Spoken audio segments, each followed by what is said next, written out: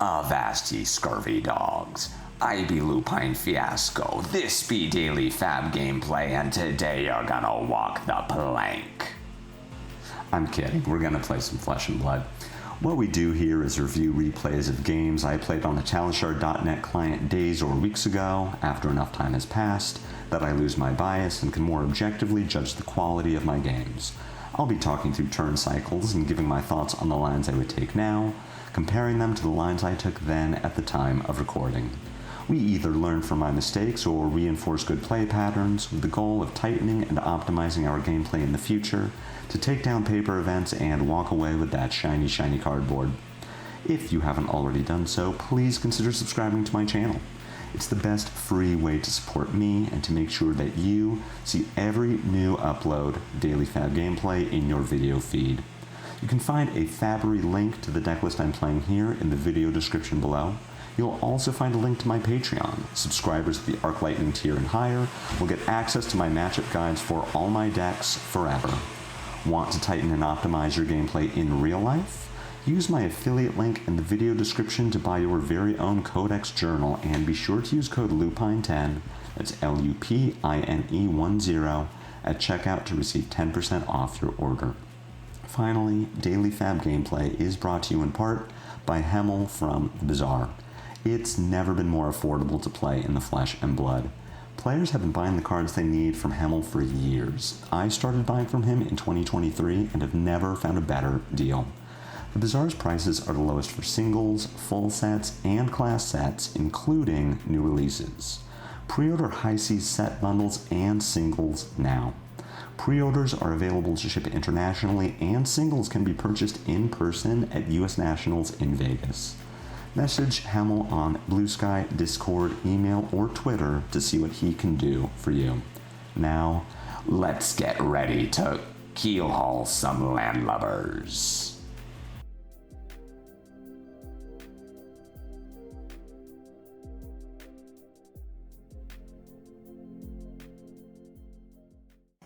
Big shout out to Brock over on FaBery for making this list public, meaning that we can start bluffing with our Puffin.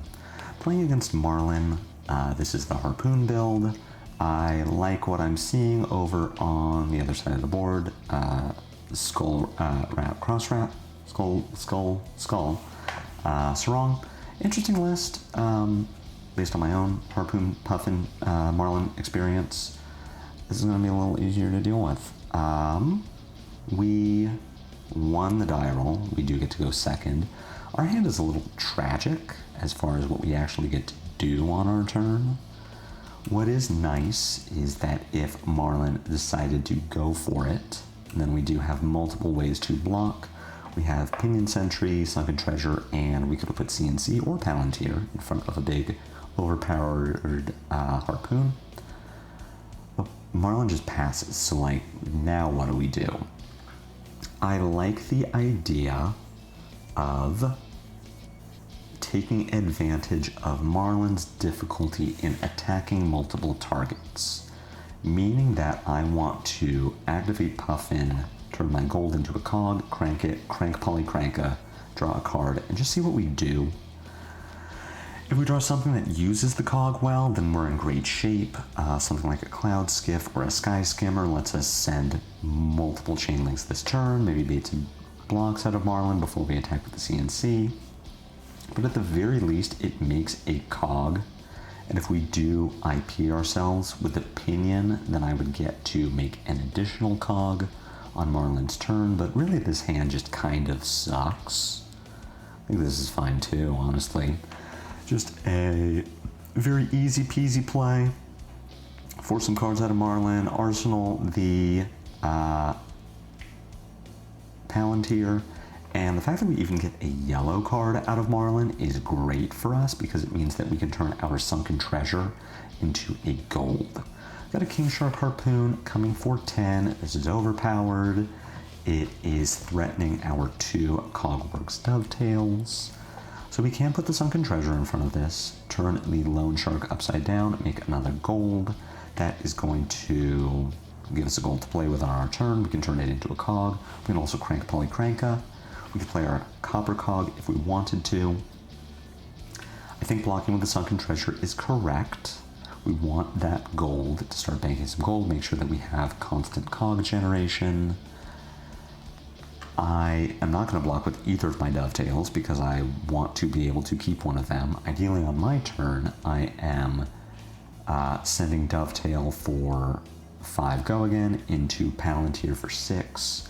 We get some kind of block from Marlynn that she might not want to make because all of her armor has block value and the Palantir isn't threatening an on-hit. What happens if we keep our Sunken Treasure? Then we still have our dovetail. We Puffin, a gold into a cog, crank it, play copper cog, crank it, draw a card. We do have 2 cogs to play with in that case. That is going to let us get even more value out of our dovetail.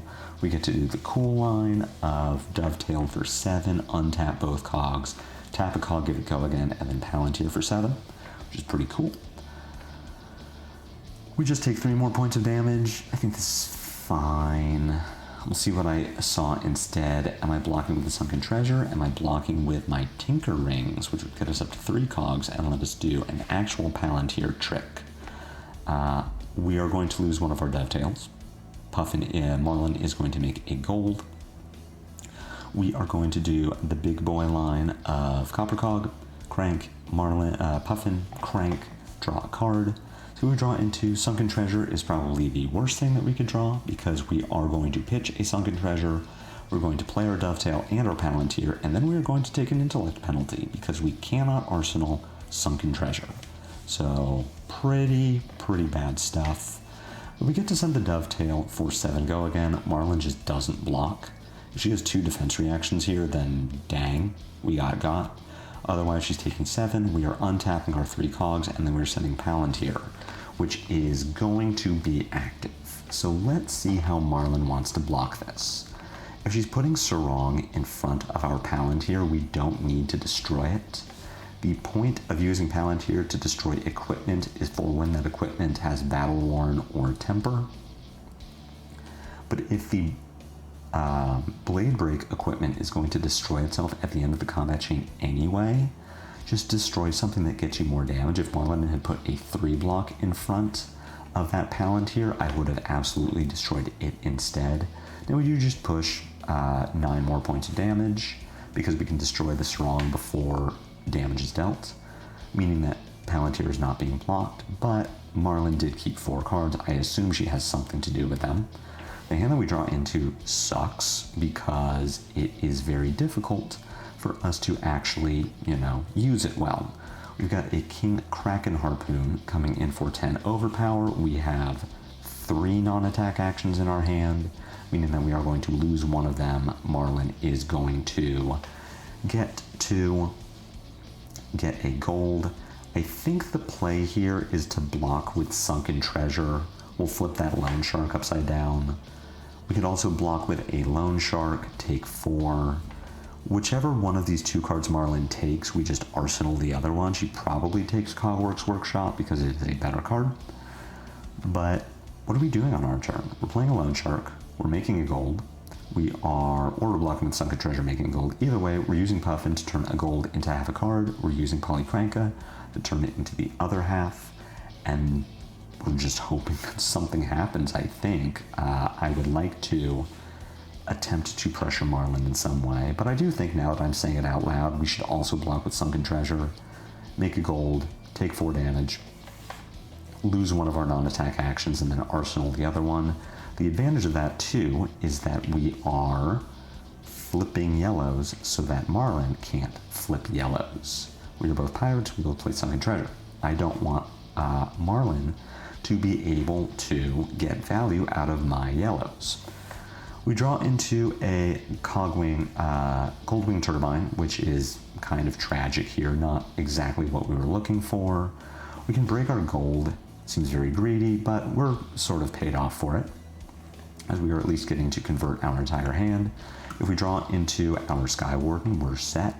And here we get punished by 1, going ham on this turn, and 2, leaving so many yellows available for Marlynn to flip. Huge Sunken Treasure value for Marlynn, and Marlynn, very good hero at using gold. So, still ahead on life, get Marlynn with a 2-card hand, is, possible that she can't really do anything with these cards, although she has enough gold stockpiled that she's able to just start digging for a harpoon. Pitching 2 blue harpoons instead of loading and attacking with them is interesting, though seeing these 2 conquer the high seas in hand lets us know why that is the case. Marlynn looking for the big harpoon line rather than just sending vanilla 8. We'll take 2 from the goldfin harpoon there. What are we doing on our turn? We're doing cool things because we finally drew a cog in the machine. What we can do with this is pitch our blue Zeppelin, play cog in the machine. We can make 2 golden cogs, crank 1 of them. We will not tap for the cog trigger. We can then play copper cog, crank it. We will have 3 cogs, we'll draw a card. We get to send our Cogworks Zeppelin for 6 with 3 cogs behind it, which is going to let us bring the Zeppelin up to 8 and have a bonus cog in order to tap to put to make another golden cog. So we draw into this thing, which is situationally not very good. We'll check the graveyards and we see that Marlynn was successful in flipping all of the yellows face down, so this just does nothing. We'll arsenal it because, what else are we doing? We don't have any gold to break. We'll send our Zeppelin. We will go for 8, threatening 8 at least, and if this hits, I believe what we should do, considering where we are in this game, is not crank our next cog. We have already drawn this turn, so what this does is send 2 points of damage, but I think having a 3rd cog on our next turn is going to be more impactful. As we can see, since we have a Palantir, we would have loved to have a 3rd cog. And unfortunately, we still don't have a good way to get value out of our sunken treasure or out of our, putting yellow cards into graveyard. We got a tipple coming in for 3 with go again. This does have on hit make a gold. What are we doing on our turn? Oh, that's right, I had to discard the card to the loan shark. Okay, never mind. We're god gamers. We turned a bad blue into 2 life, so good news for us. Now what are we doing with our turn? Again, really wish we had that 3rd cog for Palantir, but even so, we're going to lose some cogs. Soup Up will have go again. Palantir at least comes for 8. If we're blocking with Sunken Treasure, it means that we are preventing Marlynn from making gold, but we see a face-up King Shark Harpoon. So we get to do really interesting things with our hand now, where we get to block with Sunken Treasure, Soup Up, and Adaptive Plating, which means that we are covering 3, 7, 10. So we are not going to have to discard our Palantir to the King Shark Harpoon. We are also going to get to send Palantir for 8. And let's look at Marlynn's life total, right? She's only at 15. If we're sending 8, she has to block with equipment. She'll just give us the gold-plated hook, which already has a battle worn counter on it, so we're threatening 8. That's half of Marlynn's remaining life total. This is me not knowing what King Shark Harpoon does. Thought it was the other one, King Kraken Harpoon, which takes a non-attack action. If it takes a non-attack action, then we block with Seafloor Salvage, and we are god gamers. We do have a loan shark in our discard, finally, thankfully, which I forgot about in-game and in this review. And that means that we get to do the big boy Palantir line. It isn't fantastic, because we no longer have Polycranka. Marlynn did remove that, but we do get to either destroy equipment, which now we see a cross route, which we did not destroy. This line is going to be undone. Marlynn incorrectly remembering what card she has.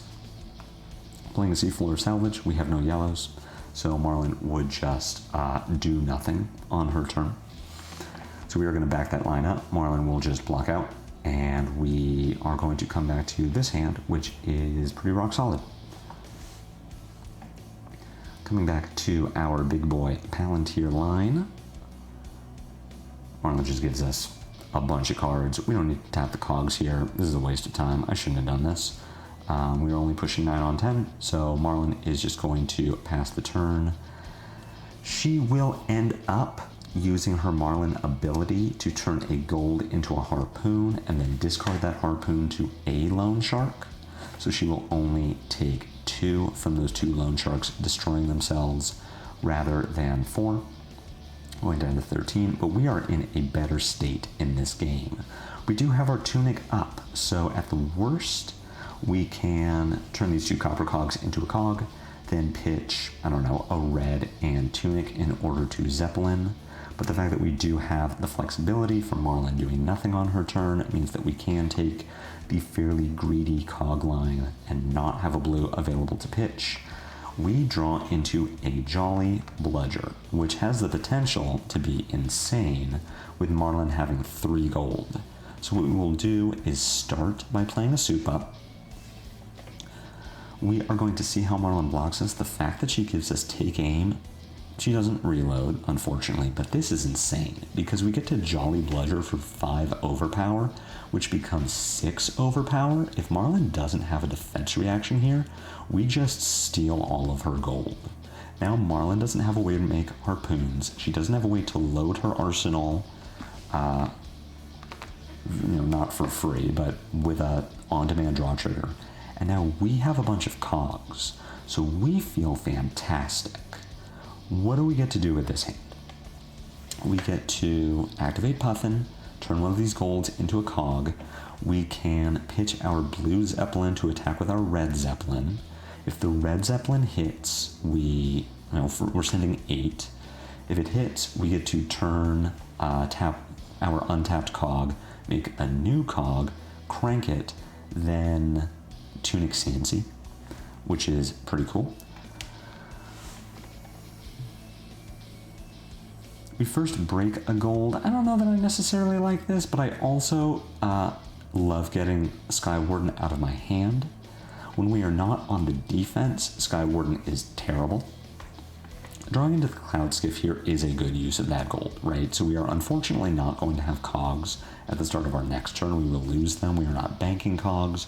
If we are taking the greedy Zeppelin CNC line, which makes me think that what we should do here is Puffin, turn one of these golds into a cog, crank it, get our action point back, send Skiff for 5 go again, and then Zeppelin for 7 on hit, make a new cog. That seems better to me, but I mean, who can pass up the opportunity to send 14 damage? So taking what I think is the worst line, yes, CNC here does have the potential to just take Marlynn out of this game completely. Sending a Zeppelin instead, this is not what I expected, and I don't particularly like it. Let's see, am I going to end up... Oh, we haven't drawn this turn. Okay, so we're just pushing a bunch of damage. Yeah, this is fine. This ends up working out really well for us. It's difficult for me in replays to keep track of whether or not I've drawn or not, but I was apparently on it in this game. We've lost some cogs this turn, so we do get to go again with Soup Up. We can decide how we want to navigate this. I think that playing both of these copper cogs, cranking both, drawing a card, is the correct way to navigate this turn. That is going to let us bank 2 cogs. We would have kept that gold, which is important. We would also have 2 copper cogs out, both good things to have. We can play our Cogworks Workshop here. We're going to end up having 2 cogs with counters on them and 1 cog without. We'll send the Soup Up for 7 go again, and then Arsenal this last copper cog. We were also going to send Spitfire for 3. These turn cycles worked out fine. I just think they are fairly greedy, but I mean, we're up so far ahead on life total that we can definitely afford to be greedy here. Arsenaling the copper cog is nice. we end up getting to block with our Pinion, which will turn this untapped copper cog into a new copper cog. So we will have 3 cogs at the start of our turn. Unfortunately, we can't really do anything with those. We have a copper cog in arsenal. We can play this Goldwing Turbine to make a gold cog that we will crank. Then we'll trigger Puffin, we'll draw a card. I think we should save our Cogworks Workshop. We have the ability to tunic that out if we end up needing to bank cogs for the next turn. We can also just pitch it. So I don't love that we are pitching it here. Let's see what we draw. We draw into a Cogworks Zeppelin. So here we will get to tunic Zeppelin for 7 on hit, make a new cog. This one we will crank in order to Spitfire for 3. It is threatening lethal, and we get to Arsenal Loan Shark, which will be that on-demand gold generation if we need it. Sorry, this Zeppelin is actually coming in for 10.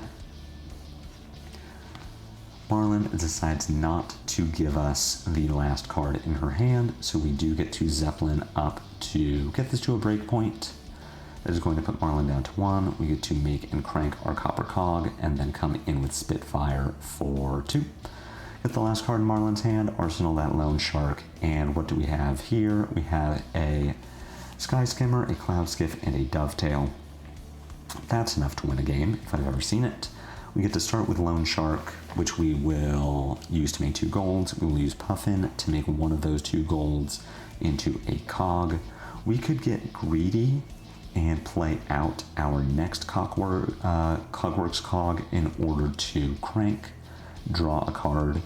We're really hoping that it is a yellow or a blue so that we can play out our hand, but I'm really thinking that we should just play out our hand here, not take the greedy copper cog line, and instead pitch it so that we just do everything. We'll have 2 cogs up. We get to send our Cloud Skiff for 5 go again. We get to follow up with Dovetail for 5 go again, and then we get to send a Sky Skimmer. Let's see if I end up taking the greedy line. I do. And I am punished for it by drawing another 1-cost red. But we do still have our Spitfire, so we get to send a Sky Skimmer for 4 with go again. I think this should have been the Dovetail first, just because it puts Marlynn in such a bad spot. But this is going to be enough to win a game of Flesh and Blood. We do get to give this an extra point of power, which will be enough to win the game. If Marlynn had a defense reaction there to blow us out for not going with Spitfire next, still fine. We arsenal the Skiff, but it is enough to get a point over for lethal. So this is sort of, again, where I'm having an issue with Puffin. She has very cool lines available. She can do very cool things with cogs. I think I'm doing a poor job of managing those cogs. If you see where I'm having to really scrape together these Palantir lines that could have been more easily accomplished if we don't take the greedy Spitfire play. But for as ahead in that game we felt, we're only doing 11 average points of value. Puffin has a lot of off turns where she doesn't have the cogs to put turns together, or she has too many cogs to effectively use them, and if you don't get to galvanize them, then they're just gone. So I think Puffin, very cool hero. I think she has a much higher skill floor than I want to give her credit for. I want to be able to apply my Aurora skills, and I'm not able to. She is a very mechanically complex hero, and I think there's going to be a lot of work necessary for us to get the most out of our Puffin. But love the aesthetic, love the hero. I think she has really cool plays with Dovetail, with her Zeppelins. Cog in the Machine is insane. Cogworks Workshop is fantastic. Really excited to play more with Puffin over the next few months, and I hope you are too. I hope you enjoyed this video. I hope you learned something. If so, be sure to crank that like button. My comments are always open for any questions or feedback. If you haven't already done so, please consider a YouTube subscription. It's free. It helps me out a lot. I have a Blue Sky, a Discord, and a Patreon, links to which are in the video description below. I will be back with more daily FaB gameplay, and until then, take care.